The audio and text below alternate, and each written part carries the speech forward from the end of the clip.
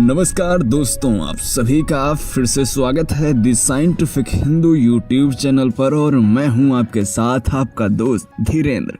मित्रों, चरण स्पर्श करने का यह वैज्ञानिक रहस्य आज आप जानेंगे तो आप हैरान रह जाएंगे। यकीन मानिए दोस्तों, आज आपके लिए एकदम जबरदस्त वीडियो लेकर आया हूं। लेकिन उससे पहले आपसे एक छोटा सा निवेदन है कि यदि आप इस चैनल पर पहली बार आए तो वीडियो को लाइक करें और इस चैनल को सब्सक्राइब करना कतई न भूलें। मित्रों, अपने से बड़ों का अभिवादन करने के लिए चरण छूने की परंपरा सदियों से रही है। भारतीय संस्कृति में अपने से बड़े के आदर के लिए चरण स्पर्श उत्तम माना गया है। प्रत्यक्ष और परोक्ष तौर पर चरण स्पर्श के कई लाभ हैं। चरण छूने का मतलब है पूरी श्रद्धा के साथ किसी के आगे नतमस्तक होना। इससे विनम्रता आती है और मन को शांति मिलती है। साथ ही चरण छूने वाला दूसरों को भी अपने आचरण से प्रभावित करने में सफल होता है। प्रतिदिन बड़ों के अभिवादन से आयु, विद्या, यश और बल में बढ़ोतरी होती है। माना जाता है कि पैर के अंगूठे से भी शक्ति का संचार होता है और मनुष्य के पांव के अंगूठे में भी ऊर्जा प्रसारित करने की शक्ति होती है। प्रणाम करने का एक लाभ यह है कि इससे हमारा अहंकार कम होता है। इन्हीं के कारणों से बड़ों को प्रणाम करने की परंपरा को नियम और संस्कार के रूप में दिया गया है। जब हम किसी आदरणीय व्यक्ति के चरण छूते हैं तो आशीर्वाद के तौर पर उनका हाथ हमारे सिर के ऊपरी भाग और हमारा हाथ उनके चरण को स्पर्श करता है। ऐसी मान्यता है कि इससे उस